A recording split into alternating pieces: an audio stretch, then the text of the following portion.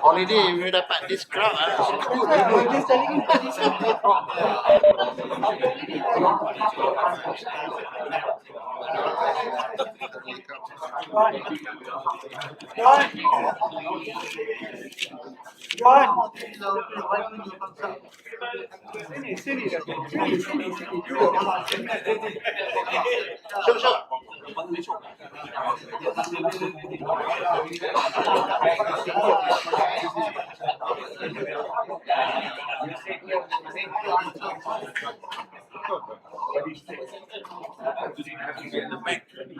Hey, sini. Cannot run away. He said there's no 4-wheeler, so he stay in the back. Backbencher support. I only see you up the hill.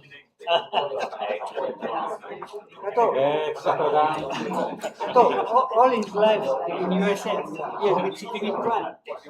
So dia nak pasang belakang sikit. Betul tak? Okay, you looking well? No, you score right. All right. I'll see you later.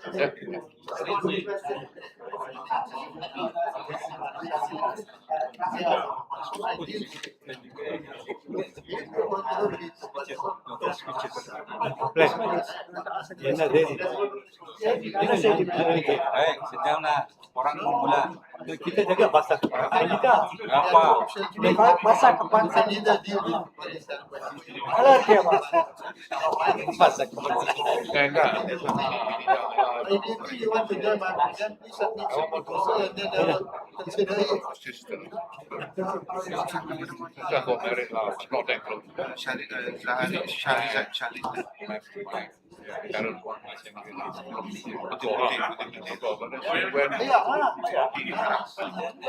is she now?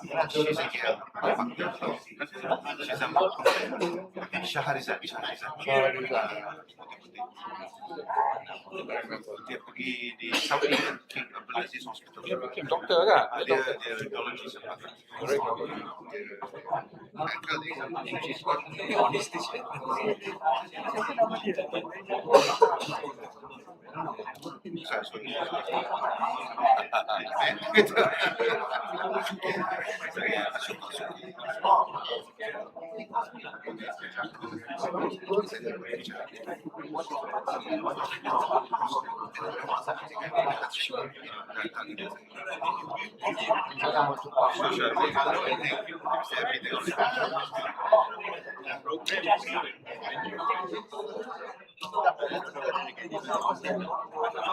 Thank you, sir. Okay. Thank you very much.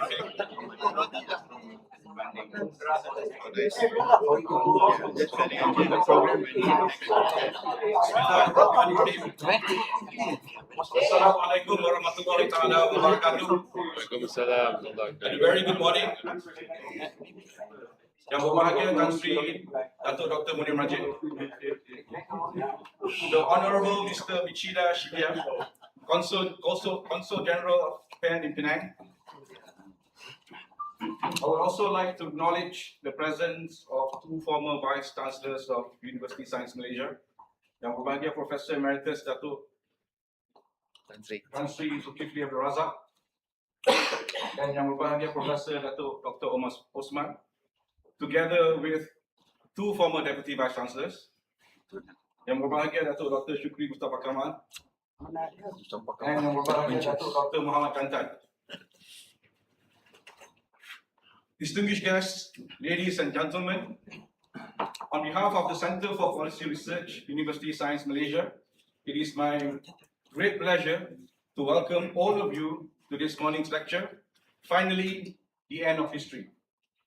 We are honored by your presence and look forward to what promises to be an engaging, insightful, and thought-provoking discussion. It is now my privilege to introduce our distinguished speaker. I can think of no better way to do so than by quoting His Royal Highness Duli Yang Maha Mulia Sultan Nazrin Muizzuddin Shah, whose words so eloquently capture the remarkable achievements and extraordinary career of Tan Sri Dato Dr. Munir Majid. And I quote, "Many of you will agree with me that Tan Sri Dato Dr. Munir Majid is a Malaysian phenomenon, a quintessential Renaissance man who has at different times of his career been an academician and scholar, a securities analyst, a journalist and editor, an investment banker, and the country's first securities regulator. For most of us, to have done just one of these, and to have done it as well as he has, would be considered a remarkable achievement. To have excelled in all of them, and with such distinction, is truly extraordinary. Indeed, those words perfectly encapsulate the breadth and depth of Tan Sri Dato Dr. Munir Majid's remarkable career. Tan Sri Dato Dr. Munir Majid's professional journey spans academia, journalism, finance, public policy, and corporate leadership. He served as group editor of the New Straits Times, founded and became the first executive chairman of CIMB, and later made history as the executive chairman of Securities Commission Malaysia, where he laid the foundations of Malaysia's modern capital market regulatory framework.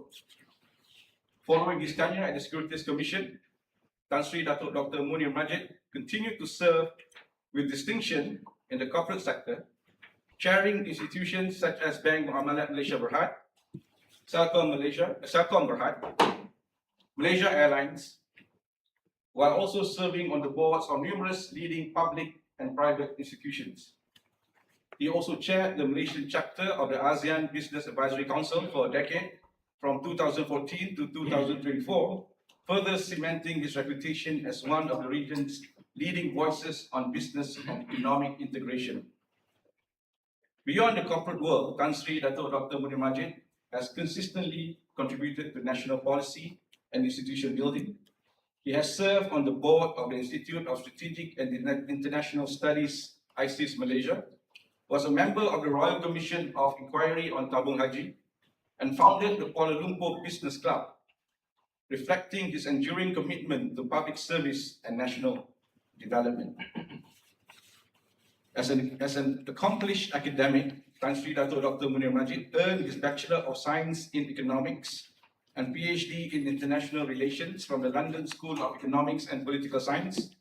He is an honorary fellow of the LSE and continues to contribute to scholarship as a visiting senior fellow at the Center for International Affairs, Diplomacy and Strategy. Today, we are especially privileged to hear from someone whose career has spanned more than 5 decades at the highest levels of academia, government, finance, journalism, and international affairs. Few individuals possess such a unique combination of intellectual depth, practical experience, and strategic insight. Ladies and gentlemen, please join me in extending a very warm welcome to our distinguished speaker, Tan Sri Dato Dr. Munir Majid.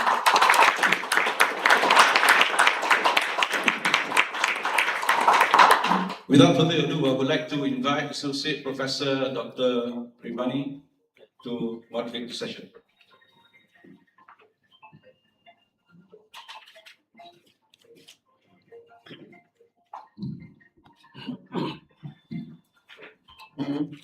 Thank you. Assalamualaikum warahmatullahi. Thank you, Promadia Dr. Azim. I'm Ribani. I'm also a researcher at the Center for Policy Research. I'll be moderating the session today. Let me start with perhaps some few words about the term end of history. But then we also have the term word finally end of history. And there are two main scholars, I think, that will come to mind when we talk about end of history. One is, very famous Francis Fukuyama. But before that, one can say is the guru of Francis Fukuyama, which is Friedrich Hegel. And although those two more or less argue the same thing, similar thing, which is about the end of history being a stage of world evolution where we have the state, the rational state, and the final stage of historical evolution being the rational state. But they also differ as to what kind of state will be the final stage or the end of history. Fukuyama, as many of you would know, would argue that it is a Western liberal democracy with a free market economy. But Haeckel did not have that same idea. He was talking about constitutional monarchy, and he wasn't talking about a parliament either. He was talking about what is it? He called it universal class, which is basically government of bureaucrats, but merit-based bureaucrats. And he wasn't talking about one person, one vote idea. He was talking more about guild-based or guild in GUILD, guild or civic organization-based, participatory representative democracy. So it's quite a different vision. But now, since we are witnessing new changes in the world, and now we have, China being another possible model, and what Farid Zakaria, student of Francis Fukuyama himself, talks about illiberal democracy. So that he actually wrote a book on that one as well. And then we have another model, perhaps a theocracy, the Iranian model. So now, is it end of history yet? So and being from the same, I was in LSE as well, that Tan Sri. So just like Prof was there, that also from the LSE. So we like to see the Tan Sri's take and perhaps the LSE wisdom coming through, reinterpreting or affirming the idea of end of history. Tan Sri, dipersilakan. That's it.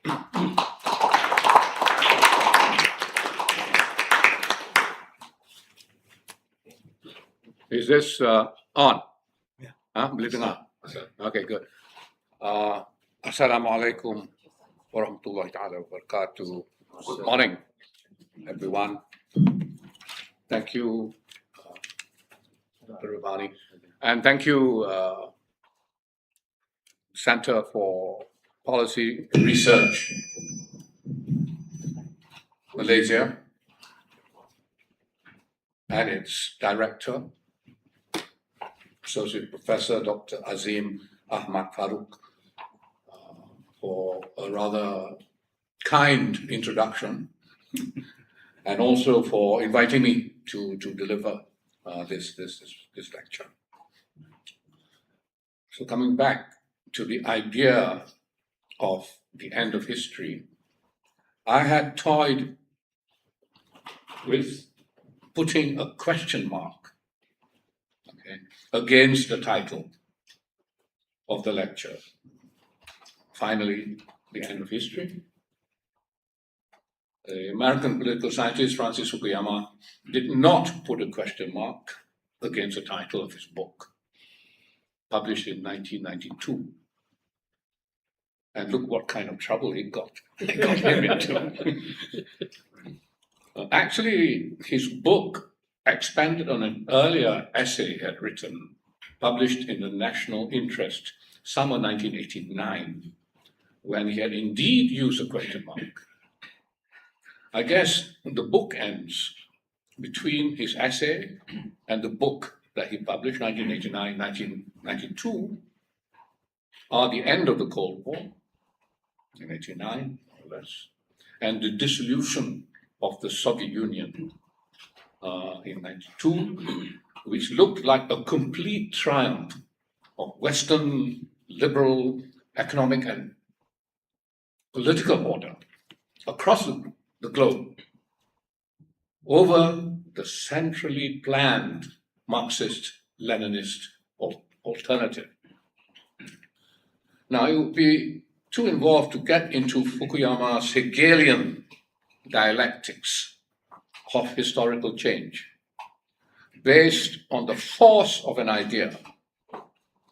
But it suffices to note his conclusion: an end has been reached, and that history was from then going to be boring, as everyone embraced Western liberalism.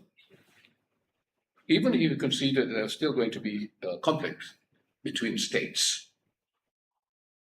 Well, as we know, history has been far from boring. Fukuyama has been contrite and repentant in the past few years, not just because of the outlandish notion that Western liberalism had triumphed and would imprint itself as some natural order, but also because the audacity of the claim encourages the imposition of will upon the unwilling. I've seen YouTube, you must have seen Francis Fukuyama on YouTube. Some of his fellow directors, such as Johns Hopkins, is now at Stanford, Francis Fukuyama. Some of his former colleagues tell me, yeah, he may be contrite, he may be repentant, but he made millions out of the book. But he's been contrite, and I've met him once or twice at Johns Hopkins, and he is like twisted now, in his heart, that he feels he's responsible to some extent for Trump. Imposition of will upon the unwilling. So there was a YouTube broadcast that he made, expressing this kind of so-called responsibility. So the imposition of will upon the unwilling. Perhaps he should have used the question mark then in the title of this book, although of course its content and conclusion would afford him no escape for at least part responsibility for the cost on the world of American thinking and conduct. So my choice of title for this discussion, this lecture, is not to get into critique of Francis Fukuyama. I have two purposes. Firstly, to use his audacious claim as a banner example of the hold of Western intellectual tradition on thinking, on history, and international relations. Secondly, to use the title against itself. Use this, my title, against Fukuyama's title to describe, without question mark, how we have moved in the opposite direction from the march of history that he claimed was going to happen, the uprooting of the liberal economic and political order, and marching towards the end of American hegemony in the world.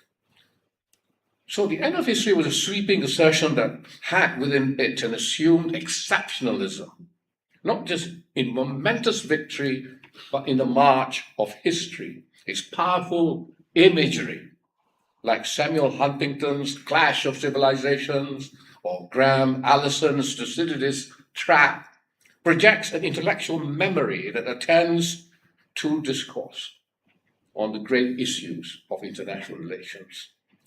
They become the parameters of thought in the field. Within them are inherent biases obscured by recognized academic learning.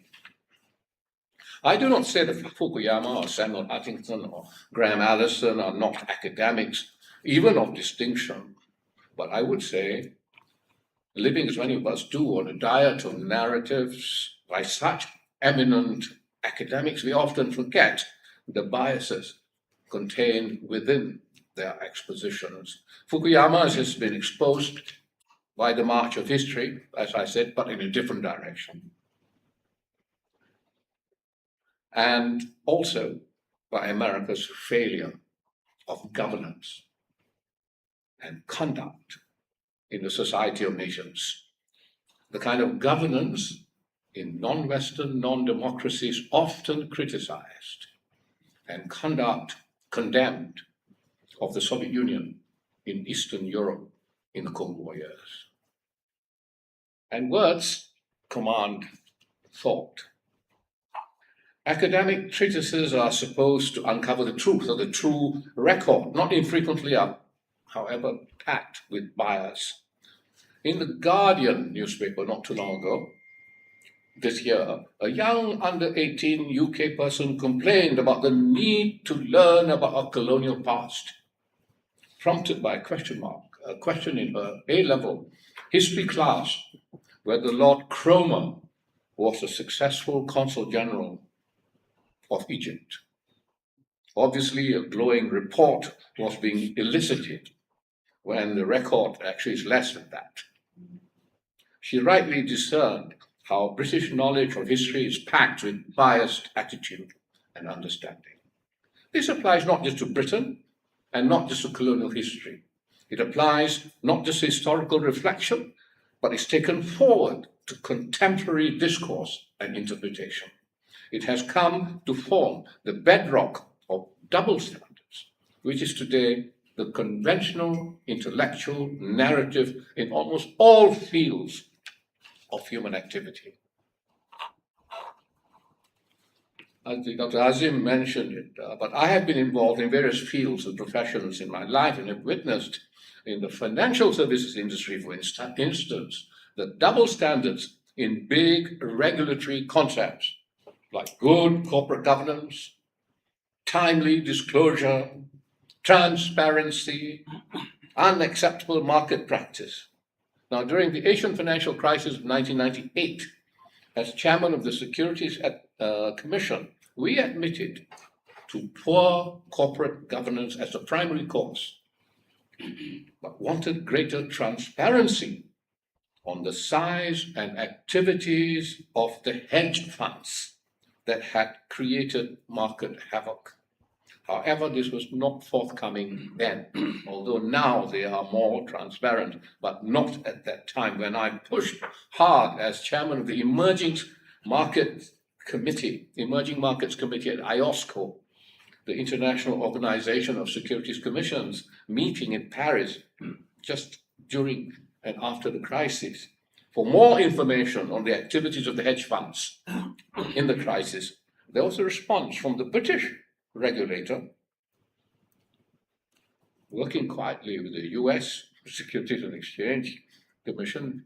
I was good friends with Arthur Levitt of the US SEC then, say, if emerging markets could not stand the heat, they should stay out of the kitchen.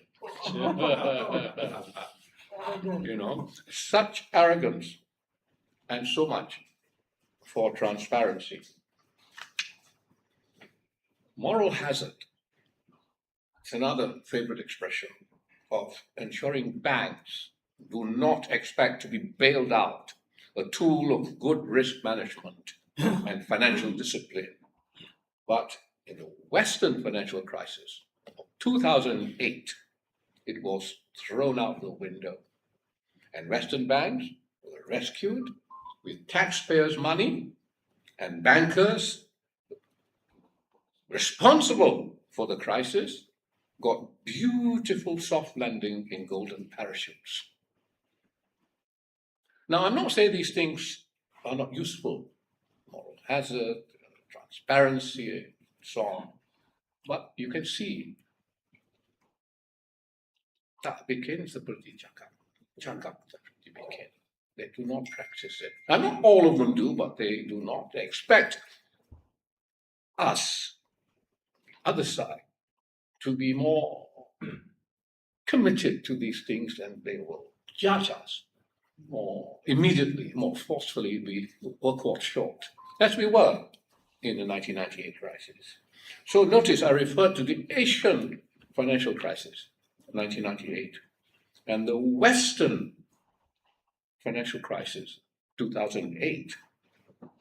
However, the Western financial crisis, 2008, has indelibly become the global financial crisis from constant use. They don't refer to the Western financial crisis, the global financial crisis, including by scholars not from but recognized by the West.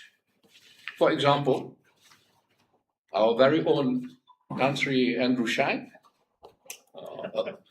his acclaimed book, actually, his acclaimed book, From Asian to Global Financial Crisis, 2009, Global Financial Crisis. This is the peer pressure The kind of pressure you get when you get things published, out there.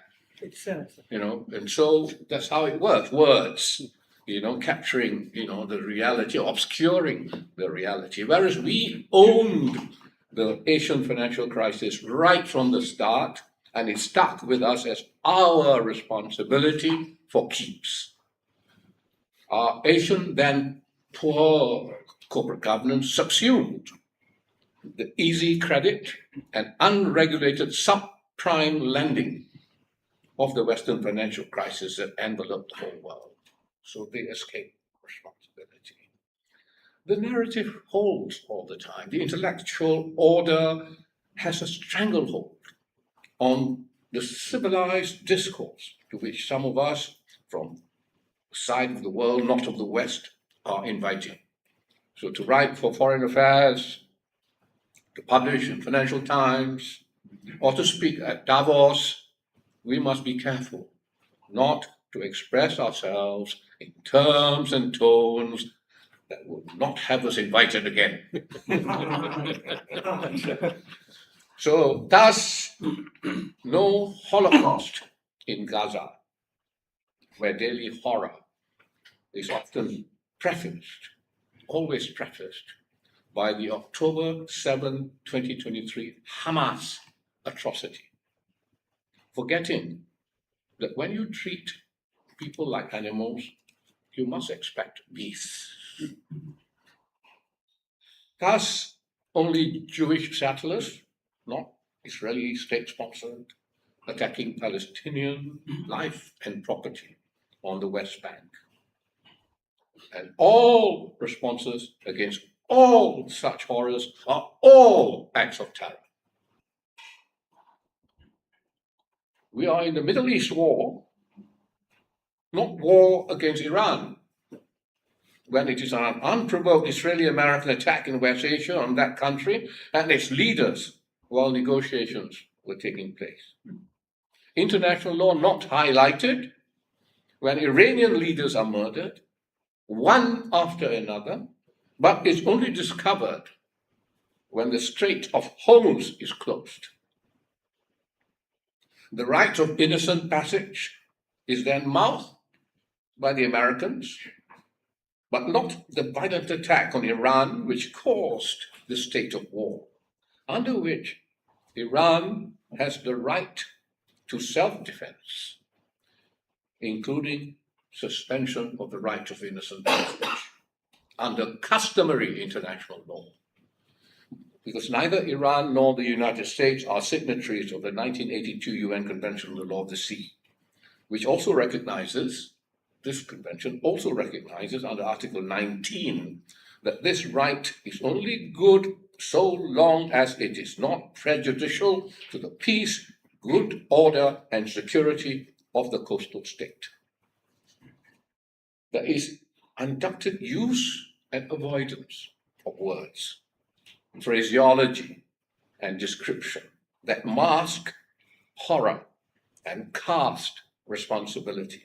It takes a grip and comes through when it is all over, as our young Britain, remember, about Lord Cromer and all that fretted about, as understanding of history. That's the record that you get. We actually all fall into line, even as there is all this talk about a new world order. And all the noise, of course, much more and more on social media. Unless we are not colonized and confined by the use of words to describe what actually happened, reality is captured by the predominant Western narrative of how we should see the world. When we talk about the world whose order is ruptured by Trump and what is likely to follow, we must escape from the narrative of how we should see the world. The non-Western world has been cheated for a long time now.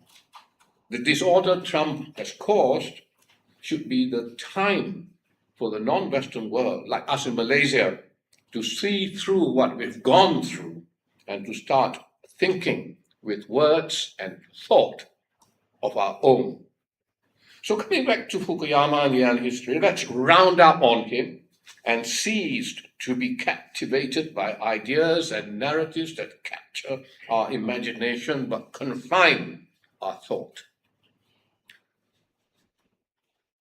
That Fukuyama could make the claim that he did is a function, expression of the extravagant notion of American exceptionalism that has been projected on the world. I would like now to express for us and use Barack Obama's book expression, Audacity of Hope, not on Barack Obama's behalf to reclaim the American dream, which he failed to do, by the way, but for the rest of the world.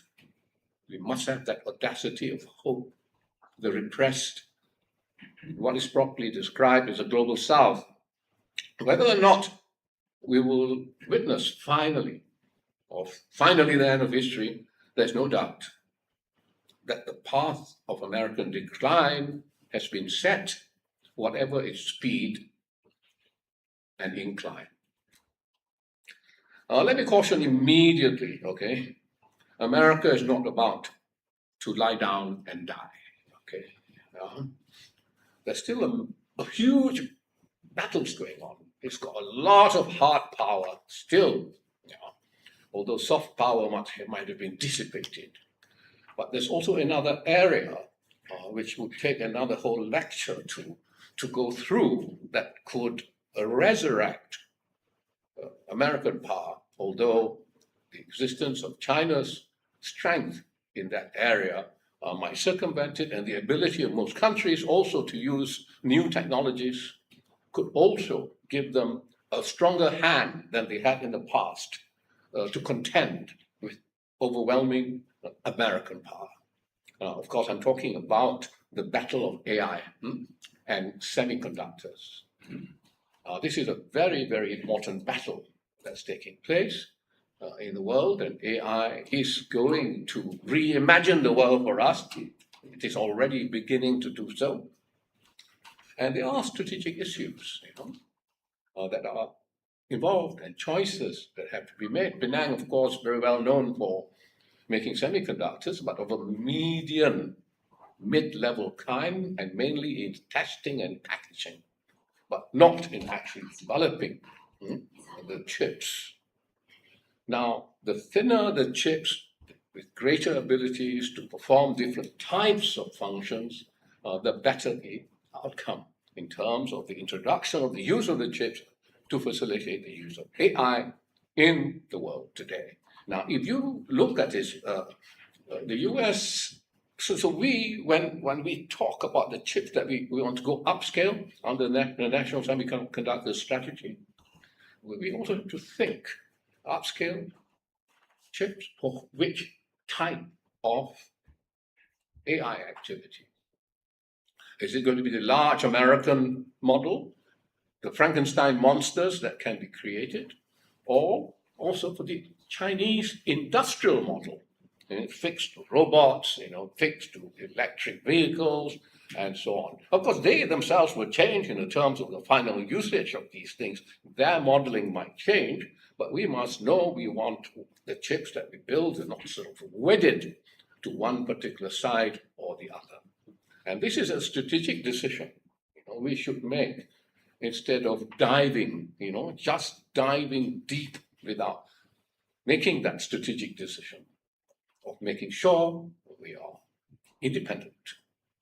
It's not going to be totally independent, but making sure we're independent. Because now, as we try to get into this field, you see the AI providers are largely American that come at us. You're talking OpenAI, Anthropic, Google, DeepMind, Google, Microsoft, Amazon, NVIDIA. And even when we use enterprise AI development companies, enterprise AI development companies are companies which teach us, organizations, institutions, businesses, how to use AI to improve our productivity, to increase our reach. Most of them are also largely American at the moment.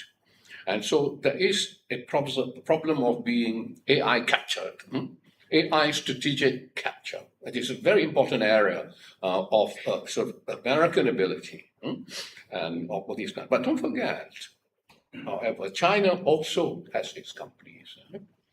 You have Alibaba, QM, you have ByteDance, which is of TikTok fame, but they do an AI provider called Doubo. We have Tencent, we have Baidu, we have Zipu AI, and of course, most of us will know about DeepSeek in terms of what it has done, the short waves it created in being able to have an AI provider who's much cheaper, much faster. And so it is important, that the strategic approach when we talk about AI semiconductors. And don't forget, in terms of semiconductors, the epicenter of the semiconductor industry in the world is Taiwan. TSMC, everybody knows that company. There are some Malaysians who are operating that. For example, Dato Pao, pen knife, memory knife, pen drive. He's there. He's got a company there called Python, which is about 17 billion US dollar market cap. It's big. And NVIDIA, Jensen Huang goes to Taiwan. He is of Taiwanese extraction himself, and NVIDIA is the richest market cap company in the world. He is putting in 150 billion US dollars every year into Taiwan. Taiwan is very, very important. And people talk about Taiwan, China's claim, and what America is going to do. Think of it this way: neither China nor Taiwan will want to destroy their asset, the value of that country and the industry, particularly semiconductor. Why should they want to do so? Now, the Americans might be interested in that destruction. Hence, they could goad the Chinese into unnecessarily invading Taiwan, as a result of which the Taiwanese will certainly fight tooth and nail, and there could be a destruction of that country and that industry in the process. So there is that little question mark what America might do. Because to me, Taiwan is part of China. It's separate at the moment. At some point, sooner or later, it will go back to China. That is the peaceful move. Now, anyone who wants to interrupt this natural flow of event, obviously has got a motive of destroying the strength of China, in the process Taiwan as well. So there's a problem there. And coming back to AI and semiconductors, there must be careful management of the Taiwanese issue by Taiwan, and hopefully by the United States, because they too depend on semiconductor supplies to some extent. But TSMC has to cover itself, also has an operation invested in America, and there's also everyone's making chips now. Not to the extent of TSMC. I was in Munich recently. I went to Technical University of Munich. It's very impressive. Germany is still strong. People say Europe is dying and so on, but Germany is still very strong. Some parts of it, the states, because they are a federal system. Some states like Bavaria and Schleswig-Holstein are very strong, while some may be, fading and so on. They are very related to industry too, and they are making chips, including for TSMC, doing research to make thinner and more useful microchips. So as I took this as an aside about America not lying down and dying. There is this important area of battle which has strategic and business and economic consequences. So one caution that America is not about to lie down and die. And although hard power is still there, soft power may have been may have been damaged seriously. And also among the American intellectuals, there's a function of thought, intellect, opinion, and wish that America doesn't, lie down and die, or such predominance as America has had. It's not easy to give up.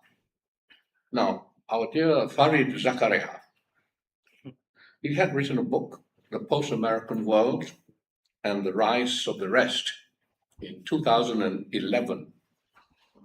But he wrote in Foreign Affairs 12 years later, in 2023, America should not give up on the world it had made. So the hold is something hard to let go, even as it is contended that the grip is slipping. So watch the space, so to speak. So neither is a new world about to be born. Is the American resistance in any kind of tidy, linear fashion. We are in an age of global disorder, even as nation states seek refuge from Trump's megalomania. Rivalries hold them apart, which make the state of the world is in not the pangs of the birth of a new world order. We are in a state of disequilibrium. However, of course, as I said, the defacement of the international system by the American conduct is plain for all to see. America's place and reputation in the world will never be the same again. There will be no return to the status quo ante. So to that extent, there is an end of history. Not that the global order was ever perfect, even before this, okay? Not by a long shot. There is a sentence not much noticed in the Canadian Prime Minister Mark Carney's very acclaimed Davos speech in January this year on middle powers not being helpless victims to Trump's bullying, and of the need to construct a new multipolarity on a rules-based liberal order. I'll quote that not much noticed sentence. The story of the internet, I'm quoting it, the story of the international rules-based order was partially false. Very delicate and understated. I want to state more clearly and categorically that the rules-based order was informed, as I said earlier, by double standards since the rise of the modern nation state. It's not just about the fact of European colonialism. It is about the superiority complex of the European mind. Since the rise, for example, of international law, from the time of Hugo Grotius in the 17th century, it was confined among, quote, civilized nations, just white and European. Now, after Japan defeated Russia in 1905, Japan was invited to the Hague Peace Conference in 1907, when the Japanese representative said, "We showed ourselves to be your equal in the art of scientific butchery, and at once were invited to your councils as a civilized nation." So it continues, adherence, non-adherence to international law, as it's instituted the European nations and subsequently America. There are many instances of brazen violation, conduct of war, the toppling of governments and sovereign states all over the world, particularly in West Asia, the Middle East. Now, genocide in Palestine began in 1948, at the end of which year the Genocide Convention, the first human rights treaty, was adopted by the UN. The State of Israel, however, was officially established in May that year. And since then, the Zionist policy was to erase Palestinians from Judea and Samaria. Not yet ending now in the Holocaust in Gaza since October 2023, as Israel continues to kill, to use force, and to use more force if force doesn't work. Now, the British Medical Journal last said 186,000 have been killed in Gaza, but there are estimates that nearly 1/4 of the Gaza population of 2.2 million have been annihilated before the eyes of the world in violation of all morality and law, which the uncivilized third world, global south, have taken to the International Court of Justice, with the participation of 1 or 2 European states, acknowledge that, like Ireland, to seek some small recompense. Separately, Chinese Foreign Minister Wang Yi had observed, what is happening in Gaza is a disgrace to civilization.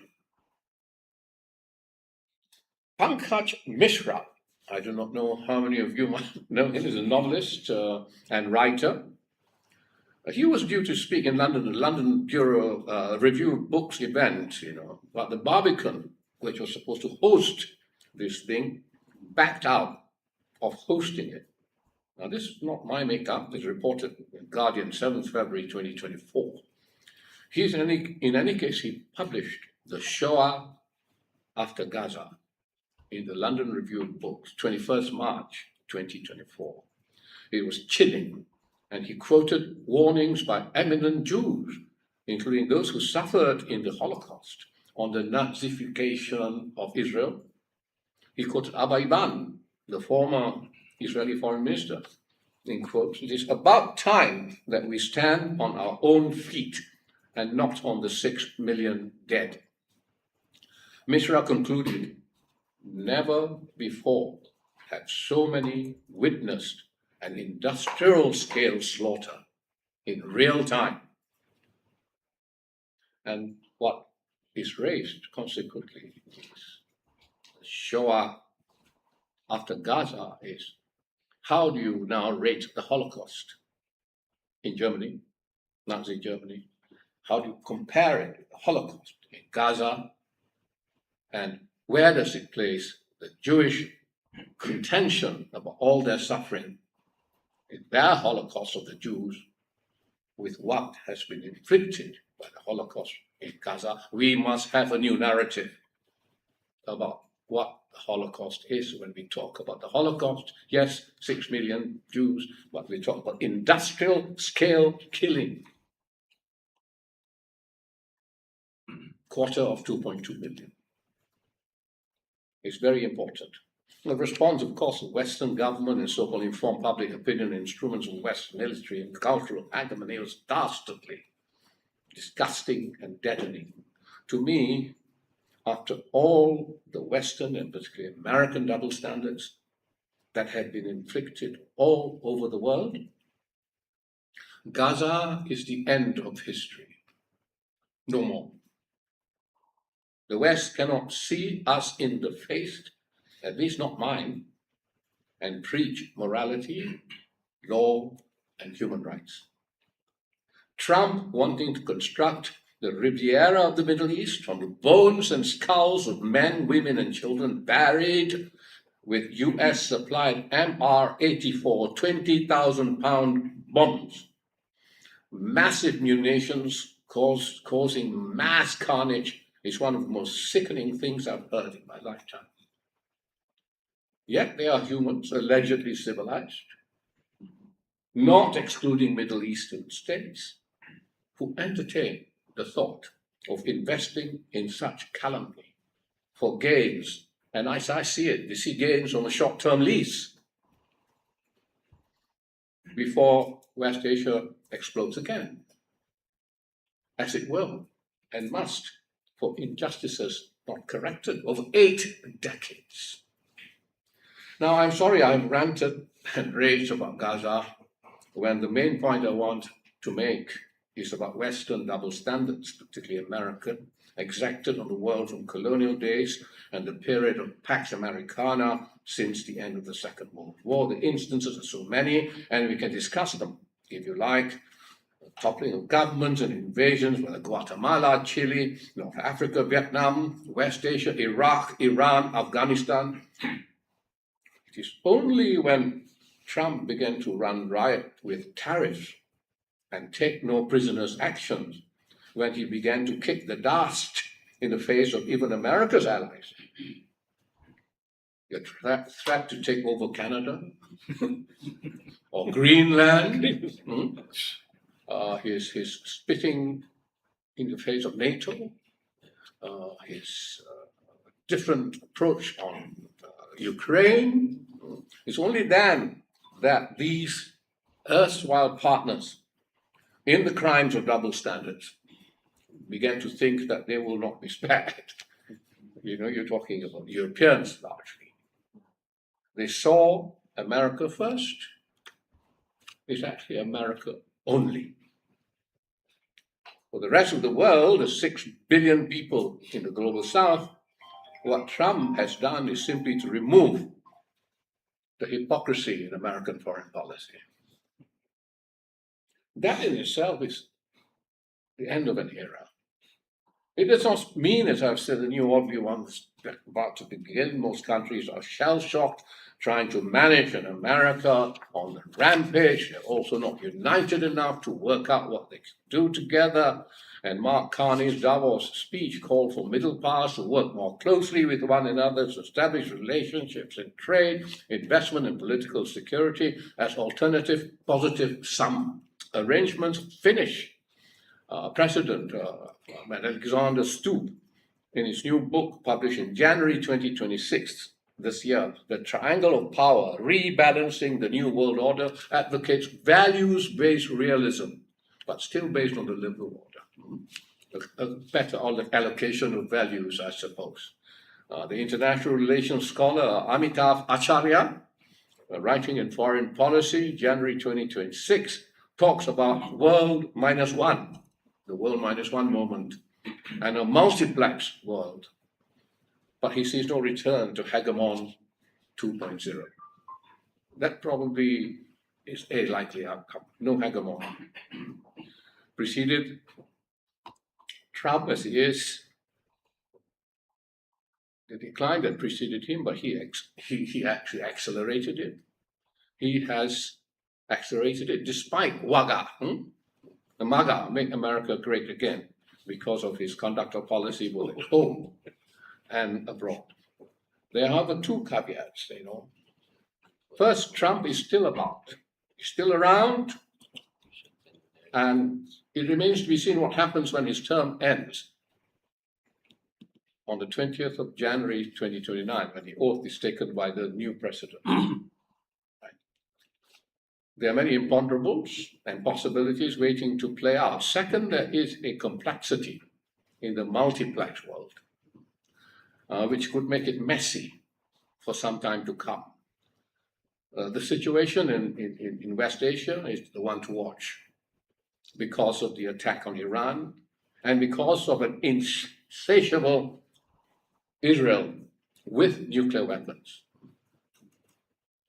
It's a very dangerous situation there, and cause a geopolitical outcome of a reduced America, the geoeconomic consequences of the Gulf Cooperation Council splinter, destruction of oil and gas infrastructure, affecting production and the flow of petrodollars, thereby affecting US stock and financial markets, including an American trade deficit, and with it the role of the dollar. 30 billion of American assets, military assets, have been destroyed. They need to be replenished, 30 billion. 58 billion of Arab Gulf infrastructure has been destroyed. There are numbers here about how Iran fired 7,000 attacks on Middle East countries that were supposed to be protected by America. goodness, I mean, Iran was damaged too, is damaged too. Those who say it was an Iranian victory perhaps are not looking closely at how Iran himself has been damaged. The point of the matter is, it's a deadlock. It's a deadlock. There's not American ability to defeat Iran. Iran still stands. But doesn't mean that Iran has been victorious. It has suffered equally. But strategically, you may say, it may have gained, the Strait of Hormuz closure being the most important gain point. But Epic Fury, Operation Epic Fury did not recognize its intention. Okay. May I come now just to our neck of the woods? We fret over the rise of China. I have one little slide. I don't know whether it'll come up.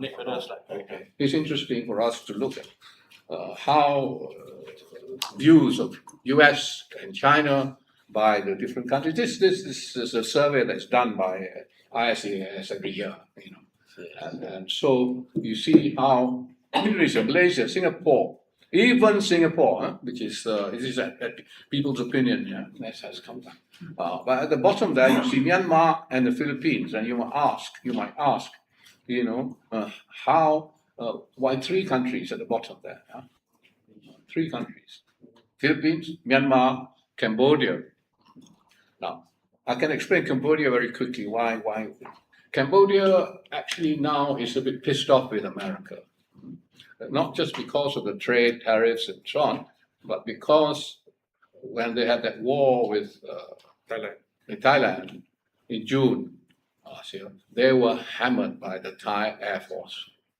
They were really hammered by the Thai Air Force. And China just sat on its hands. They expected something for China. I do not want, but they expected something, some kind of intervention, even if it's not military hardware intervention. They expected something, but China said nothing, did nothing, and they're upset. And then, of course, Trump has been, responsible.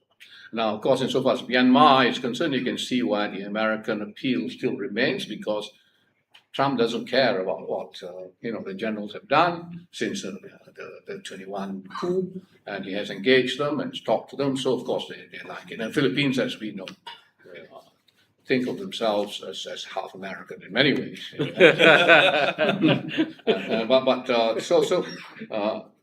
But we still have to fret with China. I mentioned Taiwan, but South China Sea claims that's a sticking point.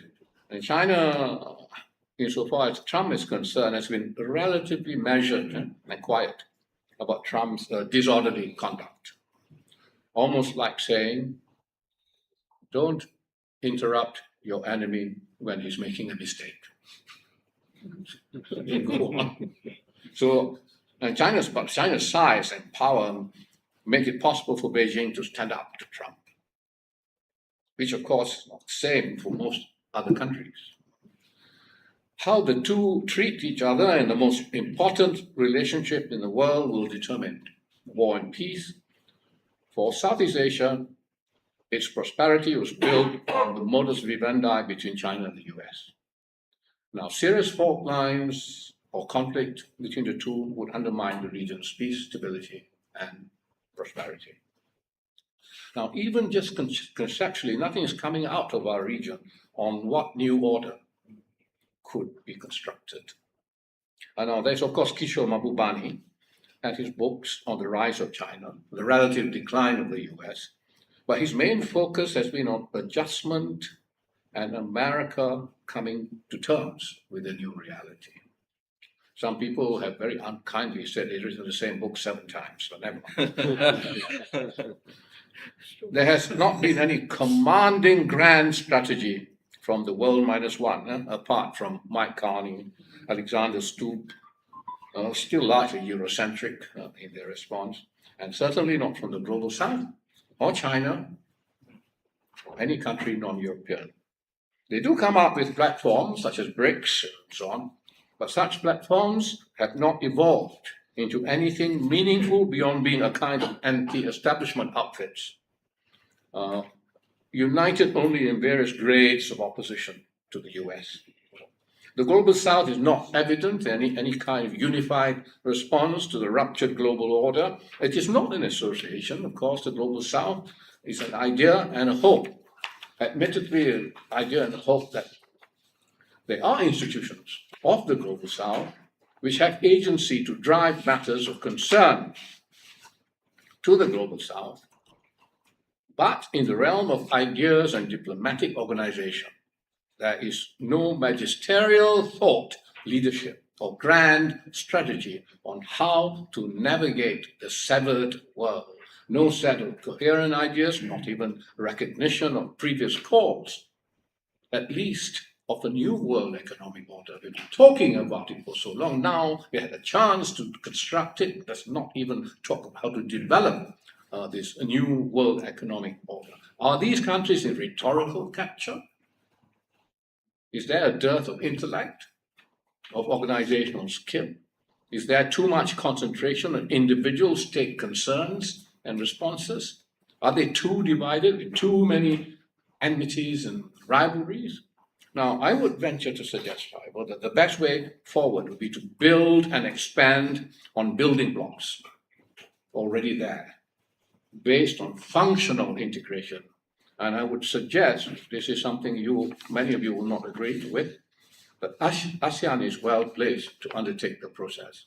Yes, ASEAN, the organization that moves at a snail's pace, the body too large to manage, with members different predispositions. What leadership is there in ASEAN? Yeah, all these things must have come up in your mind.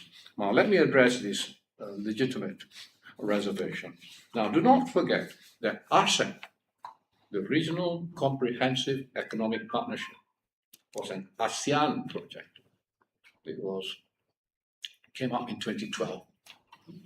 Although it took 10 years which we do not have now in the present situation. It took 10 years to come into being. The time taken is not ASEAN's alone to blame, as negotiations involve 6 other countries, one of whom chose not to join. This is India. Now, look on the positive side. It happened. The largest free trade agreement in the world. 1/3 of everything. Global trade, global GDP, global population. It's the first time China, Japan, and Korea are linked in such a fashion. They never had any free trade with them. It is for a long time. Not ever. So in the present global unruly circumstances, this building block has to be built on further, with ASEAN taking the initiative. The immediate objective would be to establish a coherence and cooperation with that other large building block, the CPTPP, Comprehensive and Progressive Trans-Pacific Partnership. 12 members, free trade and economic agreement, 7 of whose members are also members of RCEP. 4 are ASEAN. And of course, the UK is in the mix. I don't know how they got into the mix, but there they are. And why not the EU? And then with hands across the Pacific to Canada, Mexico, and Peru. And of course, Trump has said he's not going to renew the trade pact between Canada, Mexico, and America. Now, the old idea of the FTAAP, Free Trade Area of the Asia Pacific, first mooted by the Japanese economist Kiyoshi Kohima in 1966, should now be pursued vigorously. Not to take too many all at once, the first step should be RCEP, CPTPP, greater cooperation. Already a mammoth, but by no means impossible task, despite the naysayers, some driven by the desire to keep China out of CPTPP. There are, however, provisions in RCEP and CPTPP, like the rules of origin in trade, that can cohere at a time when trade is being compressed. I have argued for RCEP, CPTPP confluence for a couple of years now, and I'm happy to note that dialogue between the two had started on the margins of an APEC ministers meeting earlier this year in Suzhou, China. And they discussed the reduction of friction in trade and tariffs. But the thing is to structure and regularize such discussions and to move faster. Now, this is to answer your reservation. During Malaysia's chairmanship ASEAN last year, it was shown that with the right leadership, issues of the moment can be taken up, but 1 year is not enough to ensure continuity, especially on wider economic cooperation. RCEP, CPTPP integration should be an ASEAN-driven project with a defined time frame. ASEAN is not considered aligned to any bloc. It convenes meetings which most countries attend. There's so many of them. ASEAN centrality should be made real in the present global environment. If the Philippines, as the current ASEAN chair, is too preoccupied with domestic challenges, as we know, an instruction from ASEAN leaders at its final summit in November this year to the Secretariat to take up RCEP, CPTPP convergence as a project to be finalized through Singapore's chairmanship next year to the Thai chairmanship in 2028. This would show an ASEAN response worthy and relevant to the global challenges of the day. So by so doing, the absence of a grand geopolitical response to the upturned global order will not just be mitigated, but it will be a better strategy to take on America by not taking it on. Trump or Trumpless. In the process, building blocks of trade and investment can come together and get bigger with interests of participants not capriciously battered by one single party. By my reckoning, the end of history, if ever it was true, ended with Gaza, that point that I made earlier. But I would not claim a new history has been written, as Fukuyama did. There's still work to be done. The block building, I suggest, are just little foundation stones. Big issues remain. Geoeconomics, will they prevail over the geopolitics? Neither is an island by itself. They are intertwined. What is certain is that the nation state will have to take care of itself within the framework of whatever constellation comes. In the international political system, power is distributed, whether bipolar, multipolar, multilateral, or anything like the 19th century concept of Europe arrangement. American hegemony did not establish an empire and had, and still has, particularly in its decline, to contend with a system of nation states. A number of them are not pushovers. So finally, let me say, when America cannot defeat a medium-sized country like Iran, when it cannot protect its allies, it loudly proclaimed alliances with significant bases in West Asia, when its vulnerability is exposed, as in the blockade of the Strait of Hormuz, all other indicators of its decline come together to make an historic end. When, by its own choosing, it has overturned, warts and all, the global order, many US commentators calling it the world America made, we are at an end, even if there's no beginning. So I would say we have finally come to a certain end of history. Okay, thank you very much.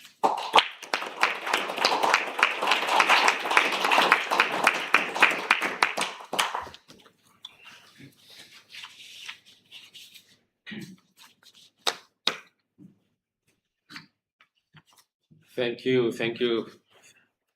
you so much for that very insightful, superior piece of analysis, past, present, and future. I just when you presented just now, it reminds me of a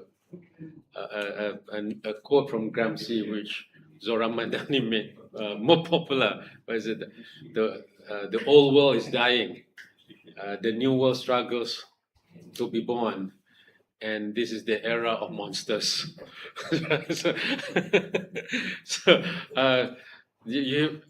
Tan Sri, you presented many different perspectives of the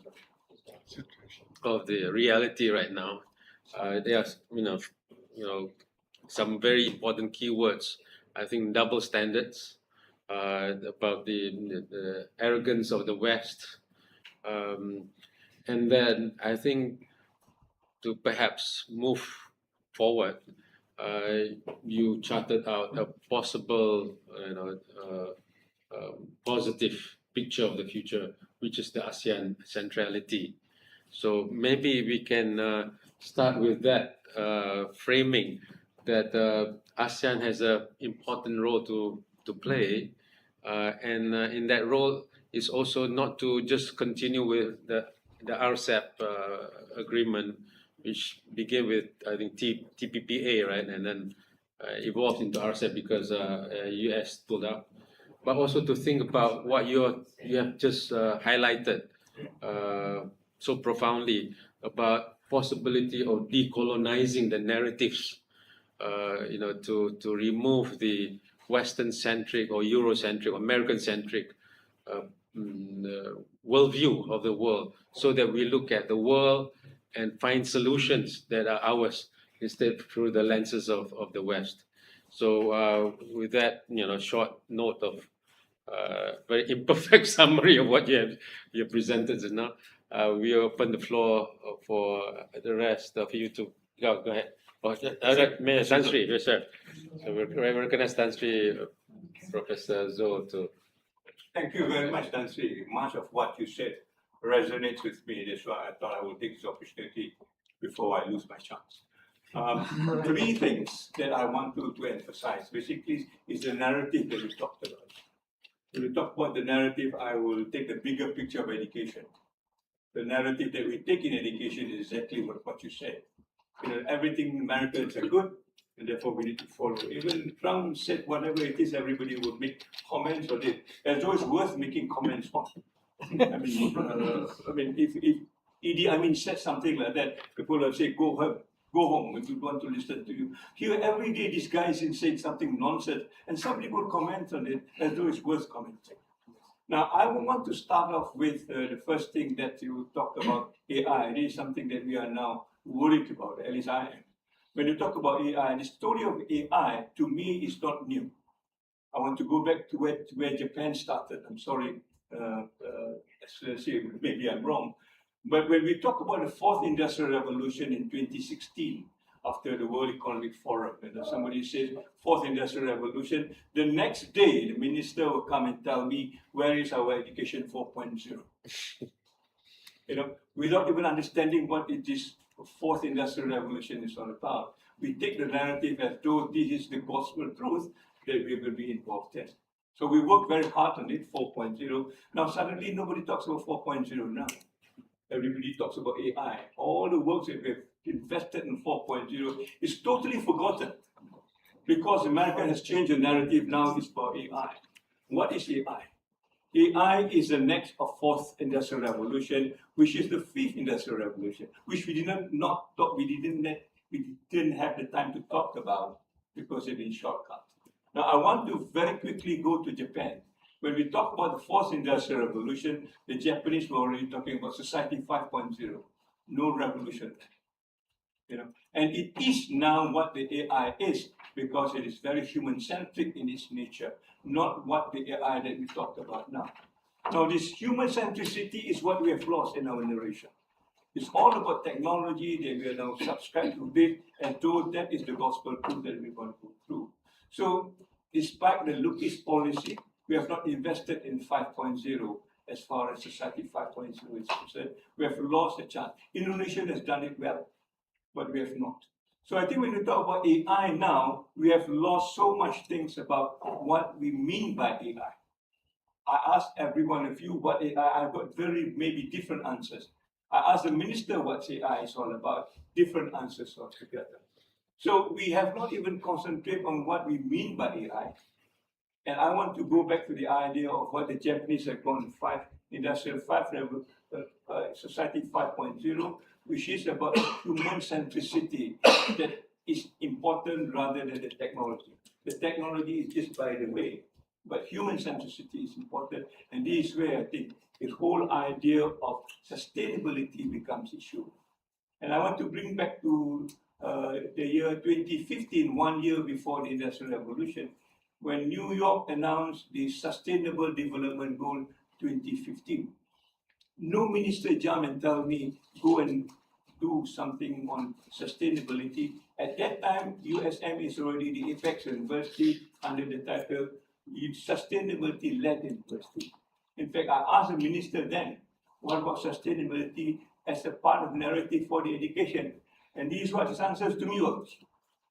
Sustainability has no political mileage. Don't talk about it. We will be wasting our time because I'm not going to get votes for if we talk about sustainability. Now you tell me, if you don't talk about sustainability, will you be even existing in this particular case? So these are issues that I think we have not put our worth forward. We do not dare even to challenge the narrative, although it's blatantly against us, against our values, against ASEAN, against Islamic values. Nobody talks about this. So now we're going to invest in so many data centers, I was told, 100 odd, And already people are saying these data centers will kill you at the end of the day because the kind of investment, the kind of energy, the kind of, whatever that you are going to invest will at the end of the day make you bankrupt. Politically, morally, and even on the question of survival. And yet we hear ministers, prime ministers talking about the DC. What they call the other countries are really not very interested in this because they know what the end result is all about. So I want to come back to your idea. Can we, for heaven's sake, challenge the narrative? I remember one time, I'm going to stop at this after this, that people asked Obama, why do you want to write the rules for the world? And I remember his answers, if we don't write the rules for the world, the Chinese will write the rules for us.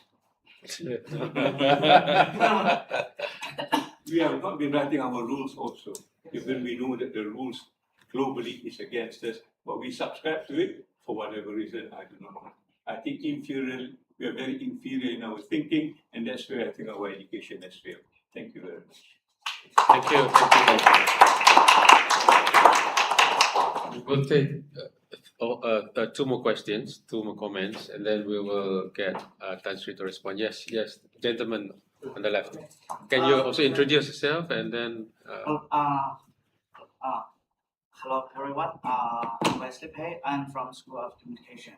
I'm doing my master's. This is my second year. Now, Professor. You're from China, I suppose. Yeah, I'm from China. Now, Professor, after spending about a year in Malaysia, I've been struck by what seems to be a unique combination of different political and governance traditions here in Malaysia. Malaysia has a constitutional monarchy, elements of a strong developmental state, and diplomatic institutions.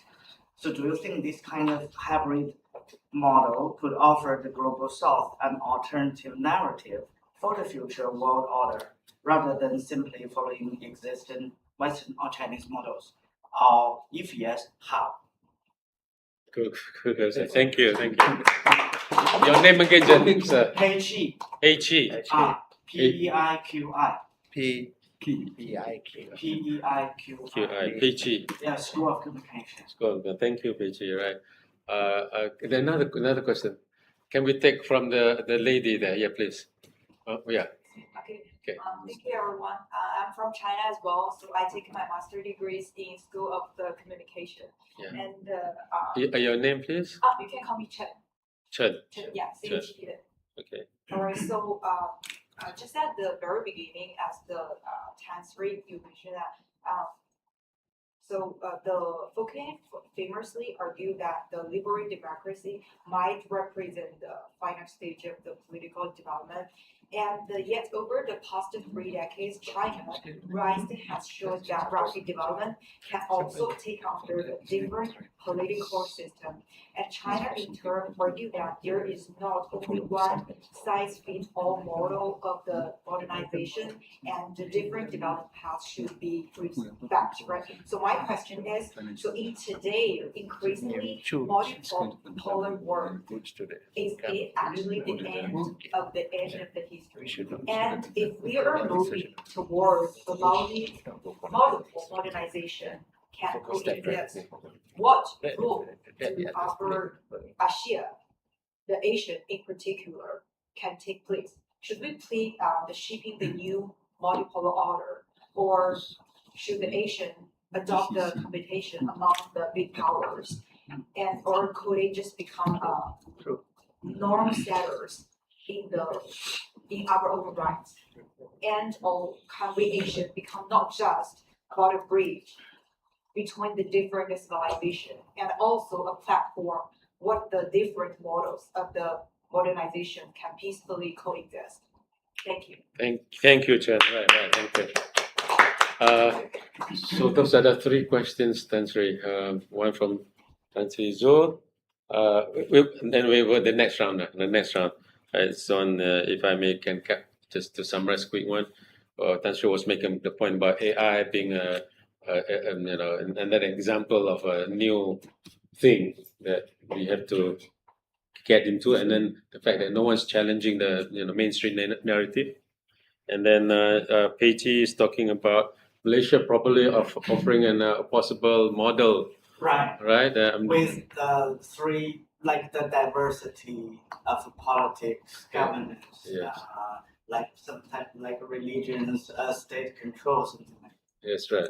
And then from Chen, you're talking about is this multipolar world a possible end of history? And then what is Asia's role in this one? Could we be a bridge between or among the various civilizations, right? Tan Sri, let me perhaps take the questions in the order, or comments, questions and comments in the order they came. Actually, AI is already with us. People are using AI in the service and the manufacturing sector. Of course, in the service sector, it's reached a point where even, for example, court rulings, some jurisdictions accept the judgment to be AI sourced. So you can have a judgment written out for you by AI. Okay? But you put in the right questions. Except, I think most jurisdictions don't allow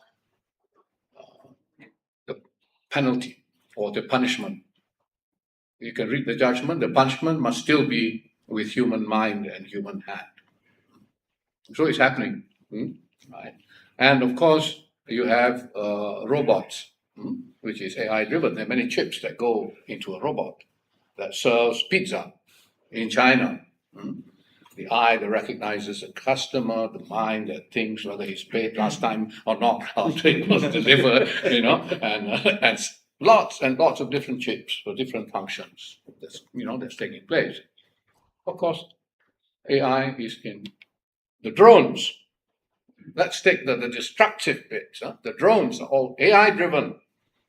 Where to hit, how to hit, when to hit, how to avoid. And so in the war in Iran, attack on Iran, most of Iranian attacks are drone attacks. Okay. I can give you some numbers if you want, which are real numbers. They were altogether the attacks until this MOU, so-called MOU. Iran launched more than 6,000 strikes on Gulf states from February 28 until the middle of last month. 6,000 strikes. UAE got the biggest hit, of which 2,263 strikes were drone. Of course, it was missile. We had the missiles, about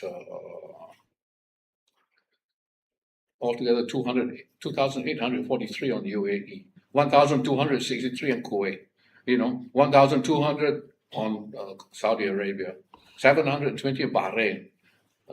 Bahrain, you know, the mix of missile and drone was about even. The others, they use more drones. The drones are cheap, they move fast, they avoid, and they destroy. And this is going to be part of warfare, you know, democratization of warfare. Every darn country can produce damn drones. And No so, missile. even they hit Oman, although they're friends now. You know. And now UAE is giving Iran a promise to give Iran 30 billion US dollars. Do not hit us anymore. They give us a down payment of 10. So, you know, so warfare, AI driven is with us, you know. You're right, however, you know, to say about the human-centric aspect of AI. Now, an Israeli, and I'm not biased, you know, I read anything, you know, Israeli philosopher and historian Harari. Remember Harari? Harari says in 5 years' time, AI is going to be your immigrant. That's what he's telling Europe. Now you complain about immigrants displacing jobs, taking your jobs, you know. Now it's done. AI is going to do it. This is a new immigrant. What are you going to do? You're going to stop them? Visa? No visa? To give visa. So it's going to happen. And it's going to happen. And most of us think it's only going to be blue-collar jobs. Huh? White-collar jobs are going to be hit as well, especially in the banking system, you know, the clerical job, the tells, you know, how people live. So it's with us. The revolution is happening. And there are fears now. Singapore, for all their talk, people are getting very fearful of loss of jobs, you know, loss of jobs. And so that's the main thing about AI, loss of jobs. You talk about retraining and so on. Yeah, I'll retrain, you know, but it takes time and so on, going to be lots of jobs. So, every industrial revolution, every revolution has had gains. People were afraid of the, you know, steam engine. At the end, they adjusted. You know. But this one, I think, is serious. It's more serious than most. So that is, you know, that change. Data centers, you mentioned, you know. I agree with you there as well, you know. Data centers consume about 40% of the energy. You know, if you take it as 100 terms of consumption, 40% of energy consumption. Water, the cost is high. Okay, that's one, the cost. How do you allocate, you know, to other activities? Secondly, the most dangerous thing about them, they are supposed to facilitate the digital world, you know, e-commerce, settlements, systems, everything. But they also are stores of data. They have all your data in there. So every company that gives you the data center has got access to all the data in your data center. Your data. Okay. And data is king. I mean, Najib may have said that cash is king. Yeah. This is data is king. Huh? And people having your data is very dangerous. Not for us individuals, of course, we know how dangerous it is, but for companies, their secrets, whatever they're going to do, and most of all for countries, you know, defense and so on. So there's a need to ensure there is data retention by users of AI rather than data knowledge. I mean, you can just do something with DeepSeek today. You do something, let's say you ask any question, ask it a question on the same sort of subject, but in different detail. The guy will tell you, like I told you last week. Okay? So, you know, there is also data centers. You can use them, but the data question mark is who owns the data? How do you control the data? The data sovereignty, that's right. Data sovereignty. Yeah. So data sovereignty is something I am working on in a way. You know, data retention, how to ring fence. So there are many issues involved, but it is happening. Just have one last point. We are now thinking of redefining AI as authentic intelligence. In other words, you start with yourself. Your whole filter needs to be done first before you go to the artificial intelligence. That's a narrative that we're thinking about now. The only way to push people aside, otherwise we will get these data centers. Singapore data centers are all in Johor. Singapore does not have a data center. We have still been colonized by so many things. It's like 68 years of independence a month from now. Yeah. Well, people talk about efficiency, speed. You want to do it yourself, it takes longer. And that's the issue. Efficiency. When they talk about efficiency, you're talking about speed, you're talking about cost. Because you have to be paid. That fellow is paid. If you tokenize, artificial intelligence, right? There's only time will be metered. At the moment, people use artificial intelligence everywhere, doing everything. And the government doesn't know how much is used. The cost is not free. You pay, for. But if it's tokenized, so it comes and a token is like a meter. It's metered. So you're able then to measure how much has been used for what purpose. And that you can then tell the guy, don't waste time, don't waste money, using this. Oh, this one we already know, why do you have to ask? That kind of stuff. And if the tokens are for example, green tokens, in other words, if you look at it like electricity supply, you need a generator, to generate the power, to generate tokens, AI tokens, right? And then when it comes to your house, you need a fuse box, right? Electricity to receive the electricity. And you know how much electricity you use when you use it, right? You can do that with data, tokenized data. And you can have the green generation. In other words, you mentioned sustainability. You use green power to generate that data, not, fossil power.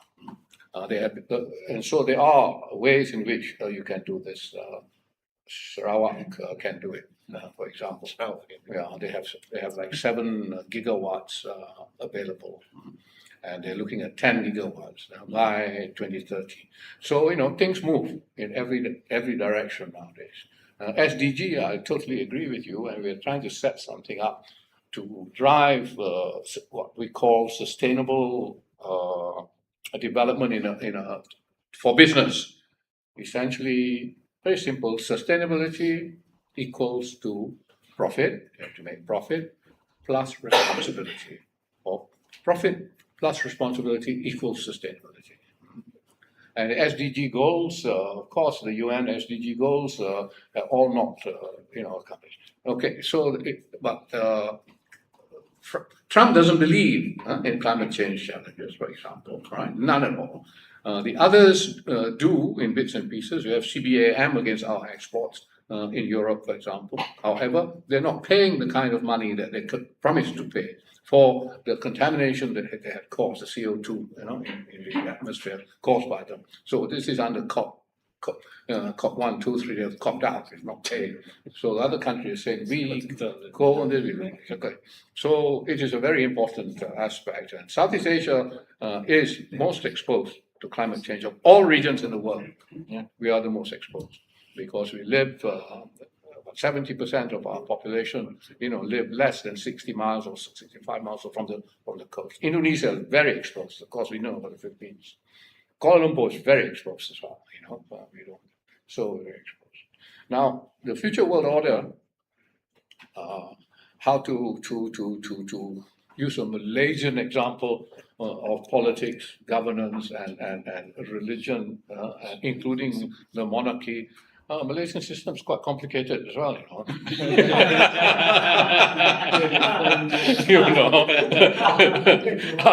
our politics is,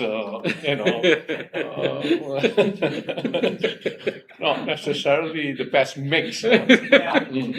We can have bersama, but sometimes we also goreng. A lot of gorenging going on. But I think one idea that's come up is you have a G0 world.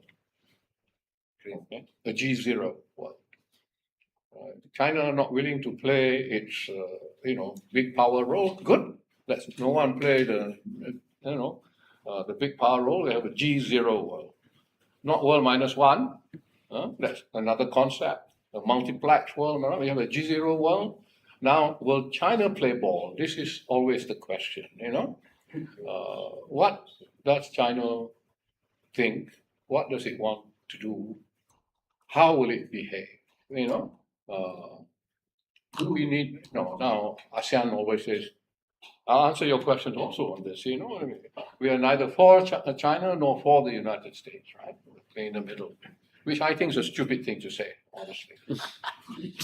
But I say we are for us, for ourselves. We'll deal with you, we're not saying we're not going to deal with China, not the United States, but when we deal with you, it's for our benefit. And we're not going to deal with you because it can hurt the United States. It's for our benefit. So I say we will deal with it. I've got no problem, dealing. But think of G0 as a possible thing. But China, by my reckoning, I'm still not sure what China wants to do. The only thing I see, Xi Jinping, when he came to power in 2012, I think, I just looking at South China Sea as a evolving dispute, outstanding. Yeah. In 2002, they signed the Declaration of Conduct for the South China Sea with a code of conduct supposed to be it's not still in place after one generation. The code of conduct is still not in place. Why? What's the problem? Of course, they say China says no, it cannot be legally enforced. Should not have a legal code of conduct. Then just suggest we want to have a code of conduct, okay, not legally, but have it, at least as a rule of the road. But no, China is still not agreed to the code of conduct. Why? After having signed something in 2002. And in 2012, after Xi Jinping came in, he even said didn't want to deal with ASEAN as a whole in respect of the South China Sea. We'll deal with Malaysia, Brunei, Philippines, and Vietnam separately. Why? Why did it change? You signed something in 2002, and change, because China has become bigger, stronger, more developed. Thinking has changed, Then you wonder whether, when it becomes even stronger, even more powerful, will it change even more?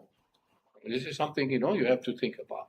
So I think this is a need for China to reassure people like in ASEAN, when they re-engage them and say, we will work together. Sarawak wants to build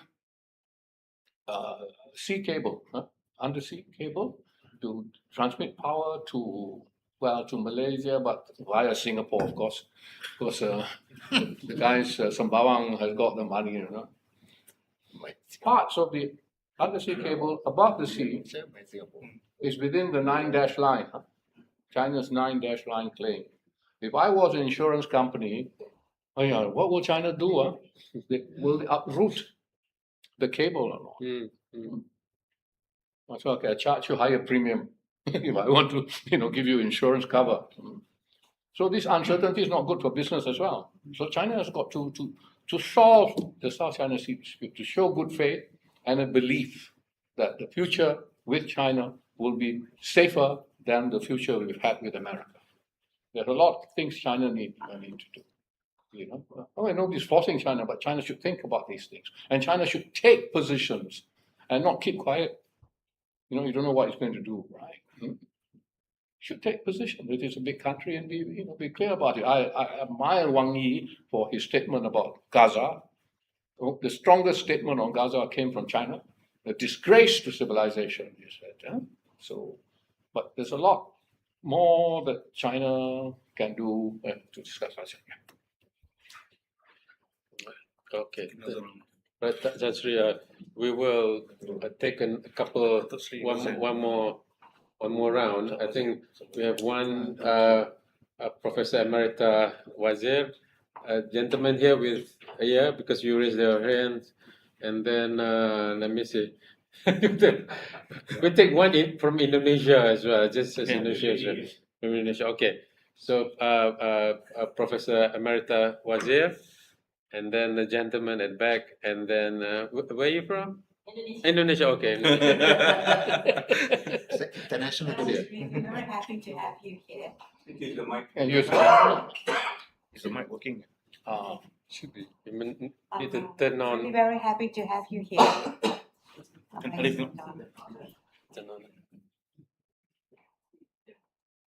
Is it on? Yeah, nice now. Chinese. Okay.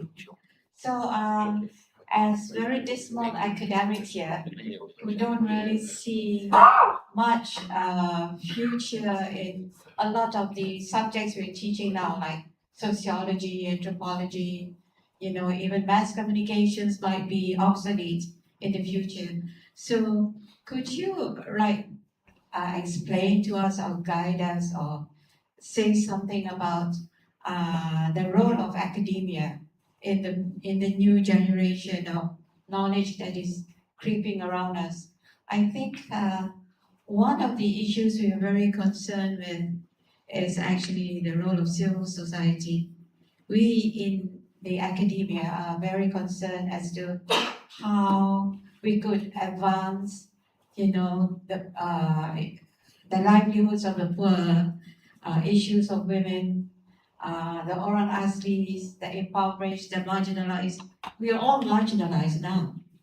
On a global world and on a national world, we're all marginalized.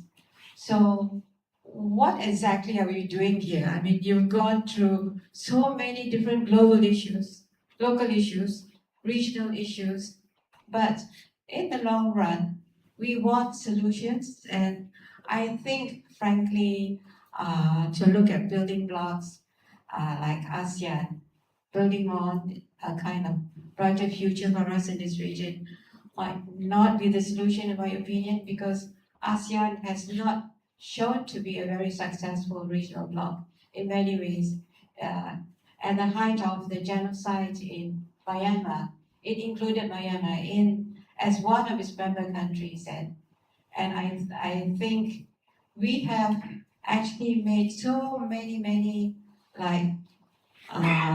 situations which are actually not acceptable to most of us who are very active in NGOs or very active in debating on ideas and issues concerning anthropology, sociology, political science, philosophy, public policy, economic policy. All that has failed.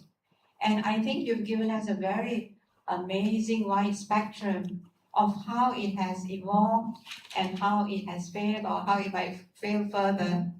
But I think we might need to remember that there have been people like Mamdani in New York who have challenged the whole American system and on a global level as well, and who has created millions of followers. He's a global influencer. How can we actually use AI and use content, the future of content and the global of content, to our advantage? Can we introduce, infuse, diffuse the notions of civil society, the notions of discontentment towards the rich and the corrupt? The most horrible thing, which no one dares address openly, except through NGOs maybe and through small society, is the whole sociology of corruption. A very important text which we have not addressed. And I think if we can just juxtapose that in relation to Fukuyama. Fukuyama was in Pax Americana. When I was teaching in America, his name was floating everywhere among scholars who were too afraid even to mention Pax Americana. It's just incredible how we have all subsumed ourselves to all these issues of industrialization, which you talk about AI. But can we look at the other side of the story and give us some hope for why we're still academics? Thank you. Thank you, Professor. All right. Thank you. And then a gentleman at the back there, and then go ahead. Yeah. Please introduce yourself. Where you from? Okay. My name is Joan. I'm come from Indonesia. Maybe I'm not focused on economy, but in the politics side. I'm little bit doubt about the data that, and so if Indonesia has to choose between America and China, they maybe more than 80, almost 80% will be choose China. I doubt about this data because today's our president maybe more closely with Trump. It's always something controversial policy about the economy policy, and also today a lot of signals that show maybe this is the signal of the end of history of non-bloc political ideology of Indonesia.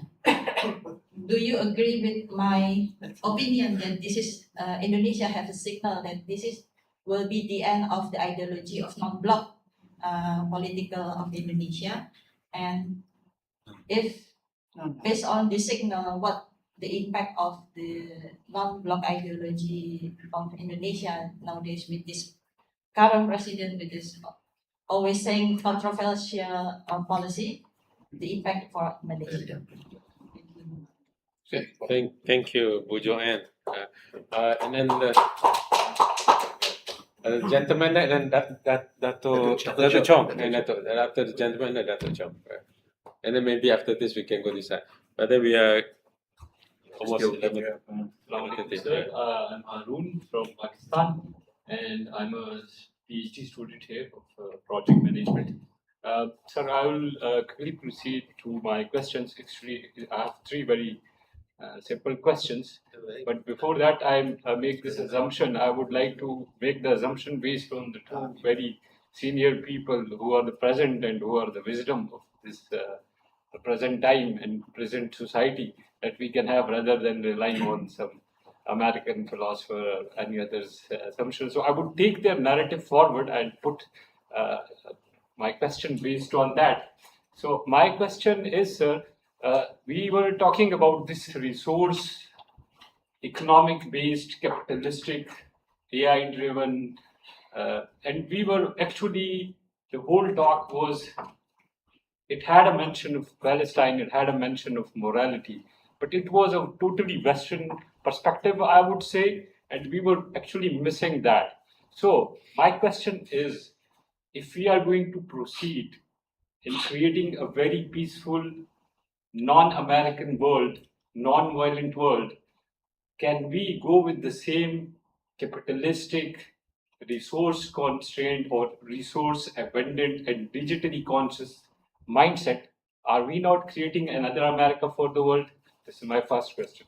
So my second question is, it's related to my region. We have been in state of war since last couple of years. I'm Pashtun by origin, and I mean, we're Afghans, so we have faced the consequences of war for so long, and I think more than 60,000 of the people in my region have died because of the American led war, and we have been able to repel that. So based on that assumption and whatever literature we have read and explored, as a security personnel and a person with your experience, what is your idea of when we say one man's terrorist is another man's freedom fighter?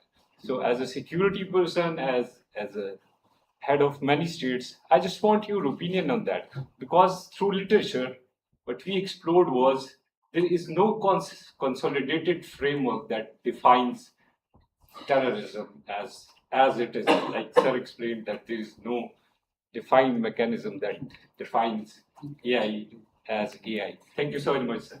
Thank you. We'll take from Dr. Chong, and then I think there'll be the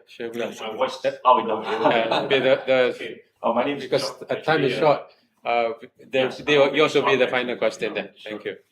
Yeah, I'm semi-retired since 2016, and I'm just serving the state government actually, and under Penang Corporation. So, but my comment is very simple. Actually, you seem to talk about Prime Minister Mark Carney, Canada, and ASEAN. So he made a comment about, if you are not at the table, you're on the menu.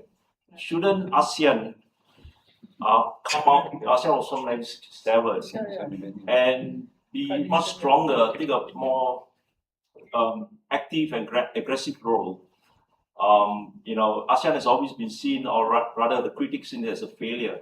First you try to be a regional bloc, political bloc, and also become an economic bloc, but yet it has been quite dormant, quiet for the last 2 decades.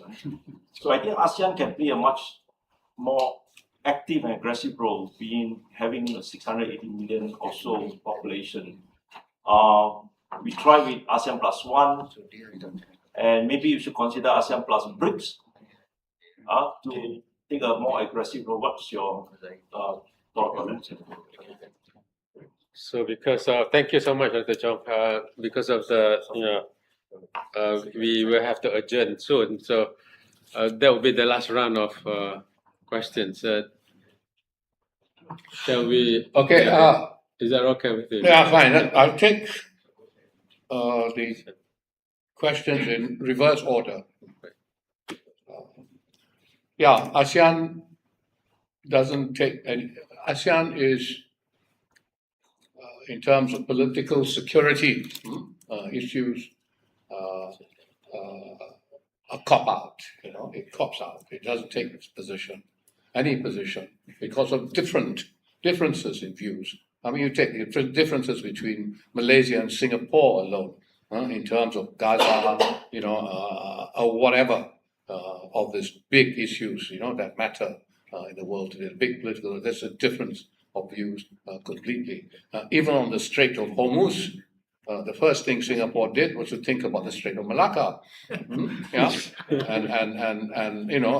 instead of so talking to Malaya about the Strait of Malacca, but they very quickly, Singapore's very quick, introduced something in the declaration, the joint statement of the chairman of the last ASEAN meeting in Cebu in May, something about, it is a principle of ASEAN to make sure that the international straits will be left open and in right of innocent passion. Singapore, very quick, but it's in the declaration. The other ASEAN brothers don't even think about it. Malaysian foreign minister, I don't know what he was thinking about. Maybe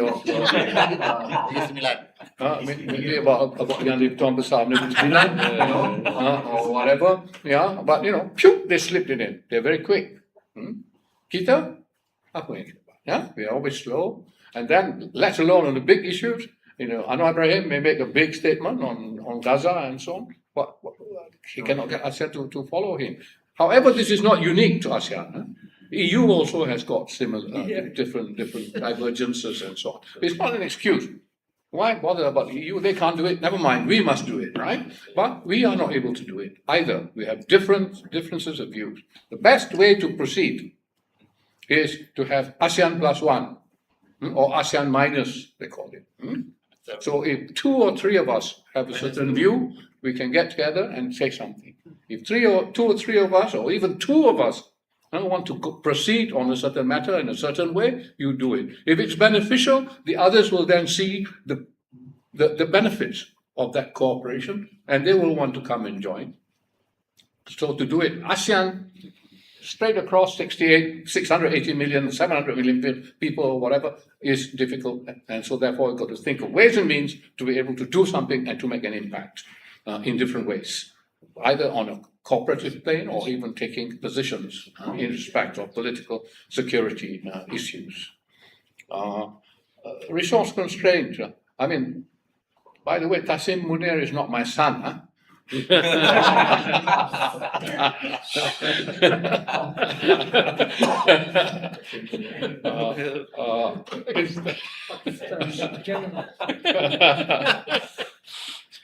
Yeah, I agree with you entirely that the terror definition of terrorism suits whoever makes the definition, and and very often the definition they make sticks. That's the point I was trying to make, because we accept it. I think we have not to accept it. Yeah. Freedom fighters are freedom fighters. I think, as I said, all acts are taken by people who are acting against genocide cannot be acts of terror.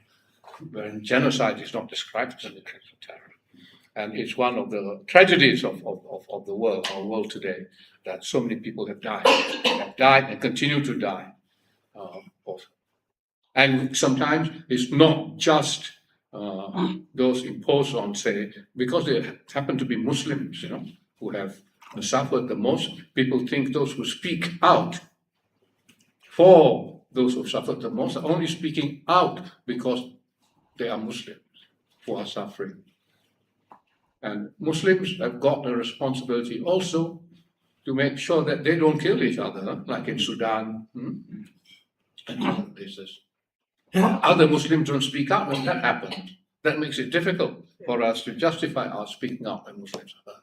I think we have to take a view on whoever is being killed anywhere, genocide in any case, So I think we then shift the argument away from, Muslim, non-Muslim, and using the word Jews, it's not right on the Israeli conflict, taking a view that, it's a Jewish matter, it's a Zionist matter, Although, they are Jews, they happen to be Jews, so what, but I think we should not be seen as anti-Jewish. That doesn't help our case, because we are not anti-Jewish. We are anti-Zionist Jews, who are anti-Zionist. Resource constraint, I think it is obvious, we only talk about resource constraint when we don't get the supply. Like we talk about the energy not coming through, then we talk about resource constraint. But in terms of production, to make up for resource use, we don't work enough to do so. Now, how can Singapore not suffer as much from resource constraint as the Philippines? The Philippines got more land, they got more agriculture, but Singapore is able to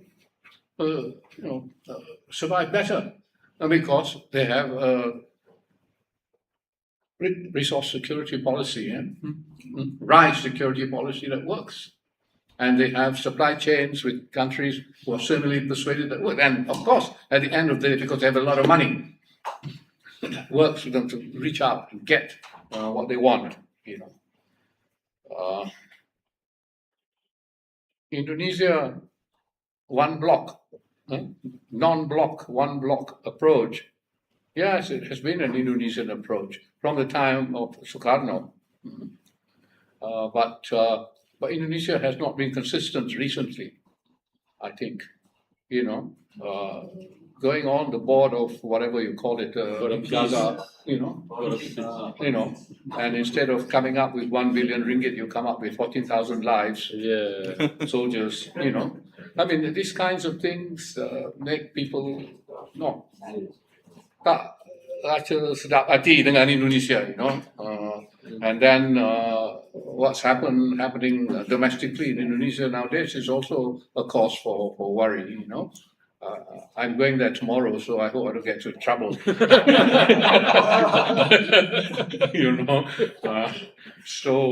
But at the end of the day, however, it is the largest country in Southeast Asia. What happens in Indonesia matters to what happens in Indonesia. However, their relationship with Malaysia is not as good as their relationship with Singapore. Kenapa saya tak tahu. Singapore ada lebih duit, dia ada lebih banking system, dia ada lebih health security system. That's the reason. The real hard facts, that determine relationships. I think. But the fact of the matter is, the good people in Indonesia, Martina Telegawa, and people like Ibu Retno or Mulyani, semua tak ada. And then people like Nadim put in jail, all sorts of funny things happening like that, which undermine, people look up to Indonesia, but we want to look up. And Indonesia was the founder of the One Bloc. And it should be more active in ASEAN, in forming taking views with Malaysia, for example, on Gaza or such other things, but we're not working together as much as we should. Sayang. Tapi it's not a sentimental thing, huh? International relations. It's a harsh reality. Okay, finally, role of I think I would answer your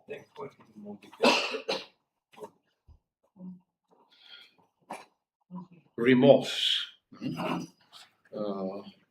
I think fundamentally what we need to have in this world, whatever is happening around it, whether modernization, whether economy or women's rights, is leadership. We must have good leadership.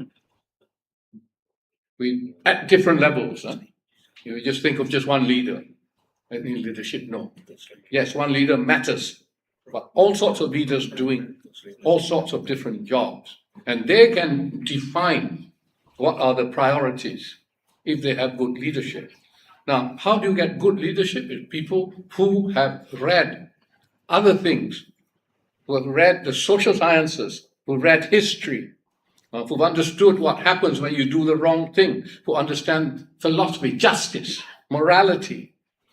All those need to be still part and parcel of learning, not just academia, but learning right from the start, of education. We are failing in leadership. And then leadership also comes, some people suffer and they become good leaders, like Mandela. Some people have seen other countries, how they suffered in other countries, immigrants, they come and see how their father prospered after he came, like Mamdani. So leadership comes from people who have wider, deeper knowledge of non-hard subjects, if you like, social science, history, philosophy. That's still needed. You must have that basis of it. And I think, so there's a future for those subjects in a country that recognizes the importance of humanity and the importance of leadership to lead humanity. One other thing that you mentioned, which is piercing, is the measurement of progress. The measurement of progress, GDP per capita, wealth alone is not. People have been talking about, we should not be thinking of gross domestic product. Again, they should be talking about, good field, equality, equal opportunity as part of the measure of performance of a nation. No economist has come up with a definition of what should be the measure of good livelihood, of life, good life. Of course, there are now tables that people do about countries that feel good. You have Denmark and Iceland, and people who are happy, the happiness index and so on. But I think in our country, because we have been developing and trying to develop, we've become consumed by economy, business and economy. And so your performance is economic performance, business performance. Your performance, how you make things better for people, how you make people feel better about themselves, and that performance will come in the electoral box, that always happens. But then, of course, there are the Rafizis, of the world, who talk about these things, right? But nobody has been able to deliver this in Malaysia that I can see, or in the world, any world leader. So the human factor will and must remain and the strongest factor in our life. And the best way to ensure that is to ensure good education that is not possessed by greed and desire for economic growth alone. And leadership is the most important factor, as far as I see it, to ensure that all these things happen. Thank you, thank you.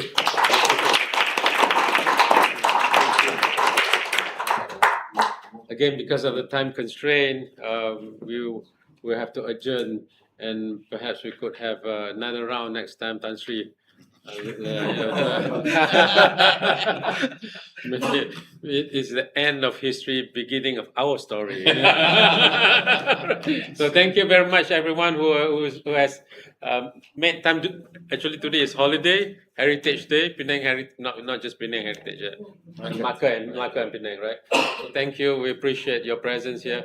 We'll see you in the next round of CPR public lecture. Thank you very much, Tan Sri.